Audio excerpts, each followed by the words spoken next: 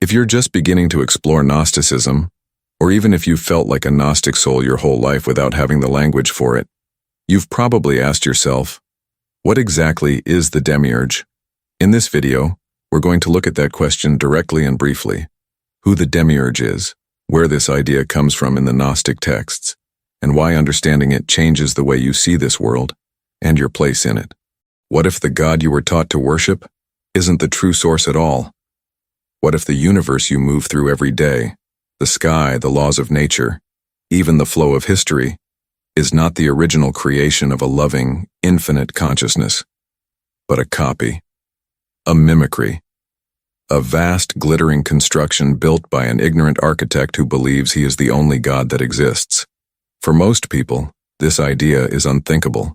But for the ancient Gnostics, this wasn't a metaphor. It was the starting point. They called this false creator the Demiurge, the artisan of a counterfeit world, a being who doesn't just rule through darkness, but through imitation, and whose greatest power is convincing you that his copy is reality. Tonight we're going to explore who or what the Demiurge really is, where this idea came from, and why it still matters for your life and awakening today. And if as you listen something in you starts to recognize a truth you never learned in church or school, that's not coincidence. That's remembrance. Very brief beat. If you're new here, welcome to Gnostic Codex.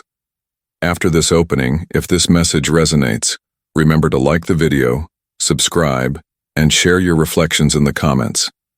It helps this hidden wisdom reach more people who are ready to remember. Now, let's step into the story behind the architect of this world, the blind architect of a counterfeit world. Long before the word Gnosticism existed, ancient philosophers were already wrestling with a question. If there is a perfect, infinite source, why is the world so flawed? Why do suffering, corruption, and ignorance seem woven into the fabric of reality itself? One of the earliest answers came from the Greek philosopher Plato. In his dialogue, Timaeus, he described a demiurgos, a craftsman or world builder, who shapes chaotic matter into a cosmos. For Plato, this demiurge is not evil.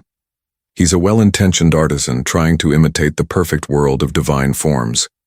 The problem isn't malice, it's limitation. Matter can't perfectly reflect perfection. Centuries later, the Gnostics took this idea and turned it inside out. In Gnostic texts found at Nag Hammadi, like the Apocryphon of John and the Hypostasis of the Archons, the Demiurge is no longer a wise craftsman. He is blind. He is ignorant of the true source above him. He is born from a cosmic imbalance, an act of creation made outside of harmony, and he mistakes his little realm for the whole of reality. In these texts, he declares, "I am God, and there is no other besides me." And from the higher realms, a quieter voice answers, "You are mistaken." That single correction holds the core of the Gnostic worldview. The problem isn't that there is no divinity. The problem is that a lesser being believes himself to be the ultimate God and builds a universe in his own distorted image. To the Gnostics, this universe, our universe, is not the original masterpiece.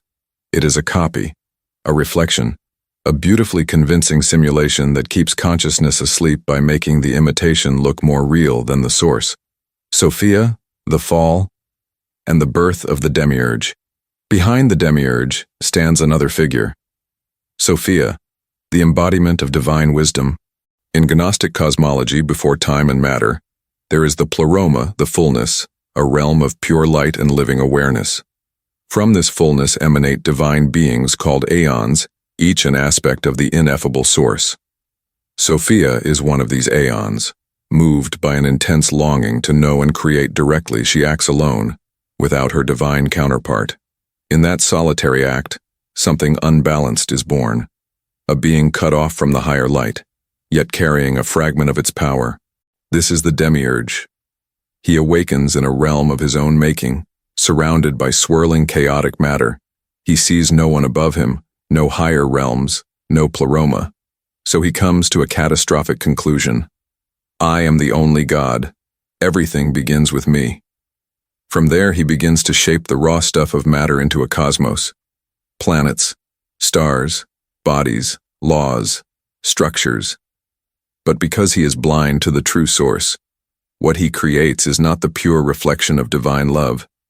It is a distortion of it.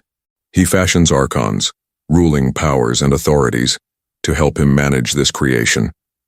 They become the invisible architects behind systems of control, fear, and forgetfulness.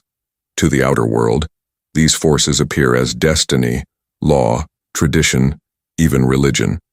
To the Gnostics, they are the infrastructure of the prison, how the Demiurge rules: law, fear, and imitation light. The Demiurge doesn't rule like a cartoon villain, swinging a pitchfork in open darkness. His rule is far more subtle. He rules by order, by law, by fear of punishment and hope of reward. He rules by building a universe where you are taught to believe you are separate from the divine, dependent on external authorities to reach God, and defined by guilt, shame, and debt you must forever pay off. In this worldview, the divine is distant, you are small, and every attempt to reach beyond the system must be mediated, approved, and controlled. But the most dangerous tool of the Demiurge is not law, it's imitation. He copies the higher light. He builds heavens that feel blissful, but still exist inside the boundaries of his own realm. He offers salvation that keeps you dependent. He offers spiritual experiences that inflate the ego instead of dissolving it. He doesn't only trap the ignorant, he traps the seekers.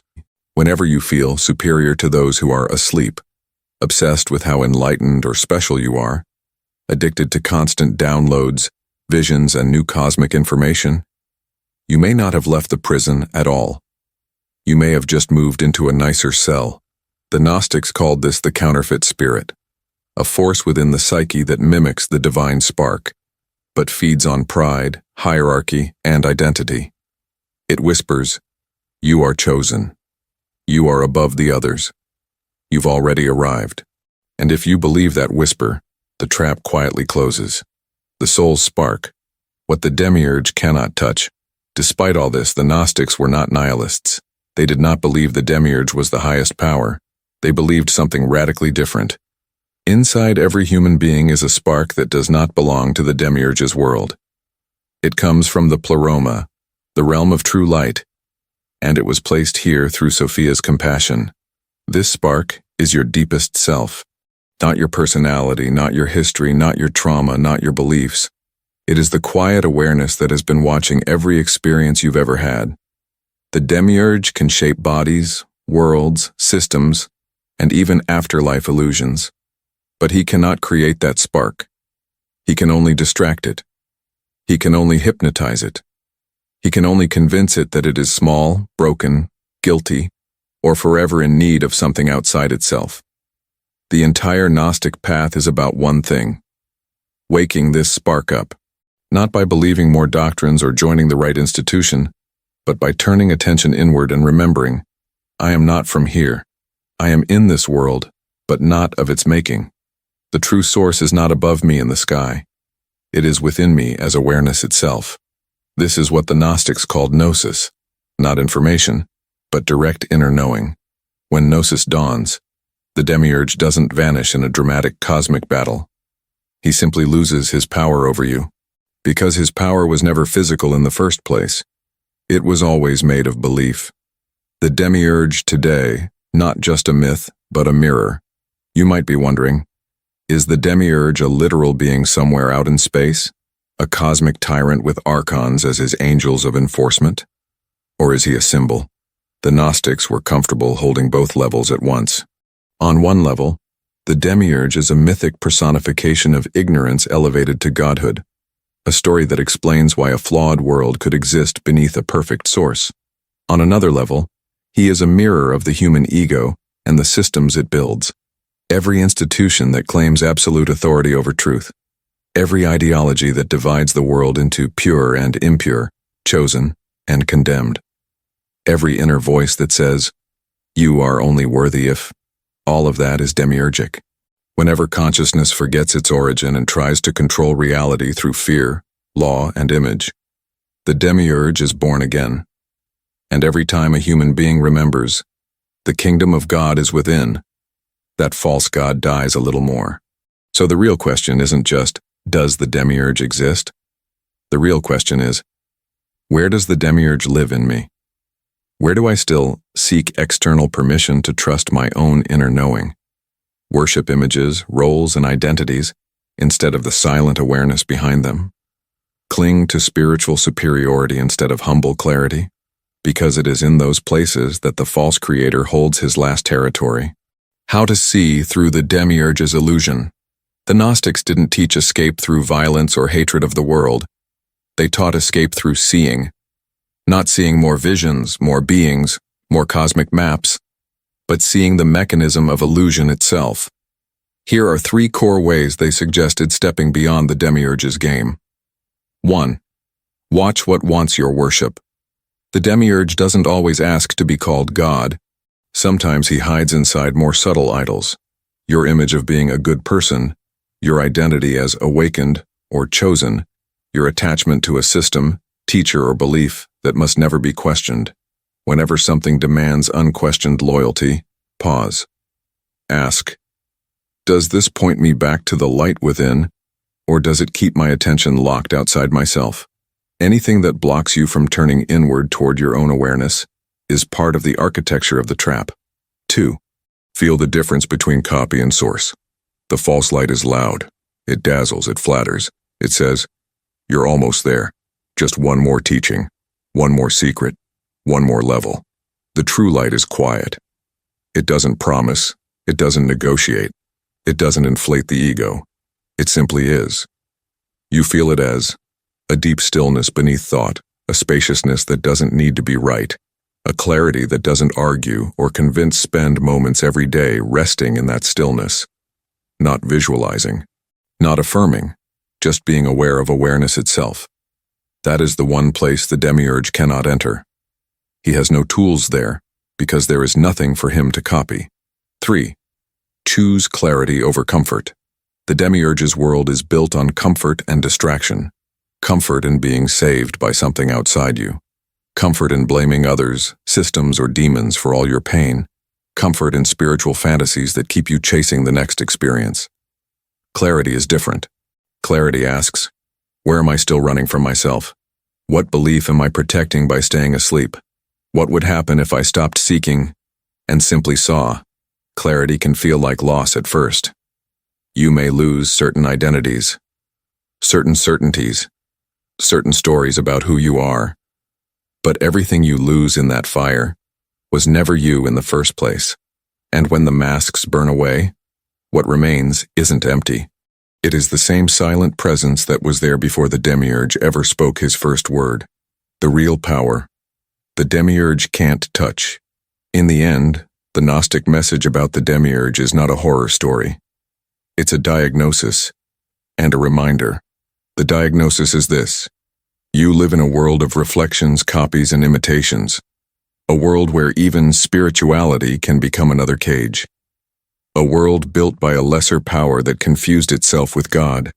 But the reminder is deeper. Before the Demiurge, before the Archons, before this cosmos took shape, you were, not as a personality, not as a body, but as a spark in the heart of the pleroma. You are that spark now. You are that spark as you listen to these words. And you will still be that spark when every world you've ever known dissolves.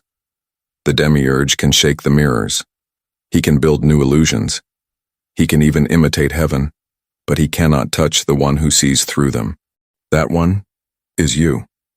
So, as you move through this world, notice where the false creator still whispers in your life. You are small.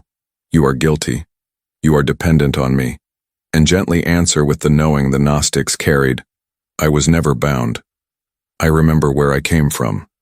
I am light, learning to see itself through form. The more you live from that remembrance, the less power the Demiurge has, not just over your beliefs, but over your entire experience of reality. If this exploration of the Demiurge stirred something in you, I'd love to hear it. What part of this myth feels like a mirror to your own life?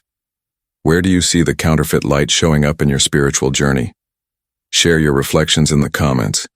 Your words may help someone else recognize what they've always felt but never had language for.